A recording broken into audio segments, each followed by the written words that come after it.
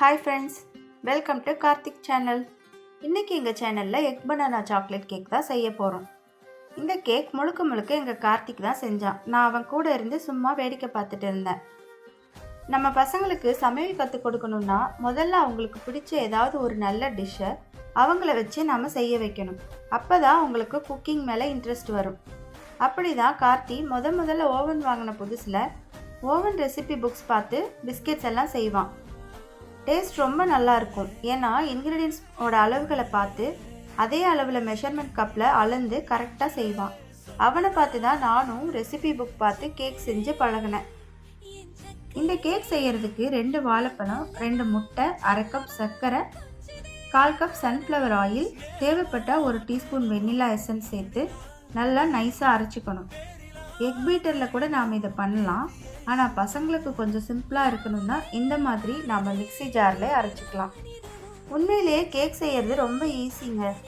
நம்ம அளவுகளை மட்டும் கரெக்டாக எடுத்துக்கிட்டோம்னா எப்போவுமே கேக் சொதப்பாமல் வரும். முட்டை வச்சு கேக் செய்கிறப்போ கண்டிப்பாக எசன்ஸ் ஏதாவது சேர்க்கணும்.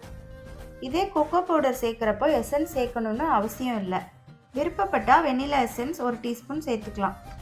அரைச்ச பேஸ்ட்டை ஒரு மிக்சிங் பவுலில் சேர்த்துட்டு அது கூட 1 கப் மைதா, 2 table spoon cocoa powder, 1/2 teaspoon baking soda, 1 teaspoon baking powder எல்லாத்தையும் சேர்த்து நல்லா சலித்து சேர்த்துக்கணும். எப்போவுமே கேக் செய்கிறப்ப இந்த மாதிரி மாவுகளை சலித்து சேர்த்தோம்னா கலக்கும்போது கட்டிப்படாது. கேக்கு வெந்து வர்றப்ப நல்லா ஸ்பாஞ்சாக இருக்கும். இது கூடவே 1/4 டம்ளர் தண்ணி சேர்த்து நல்லா கலக்கிக்கணும். நம்ம பேட்டர் ரெடி பண்ணுறதுக்கு முன்னாடியே ஓவனை ப்ரீஹீட் பண்ணி வச்சுட்டு கையோட கேக் டின்னில் லைட்டாக ஆயில் தடவி கீழே பார்ச்மெண்ட் ஷீட்டை வச்சு சைடில் ஆயிலெல்லாம் தடவி டின்னை ரெடியாக வச்சிடணும்.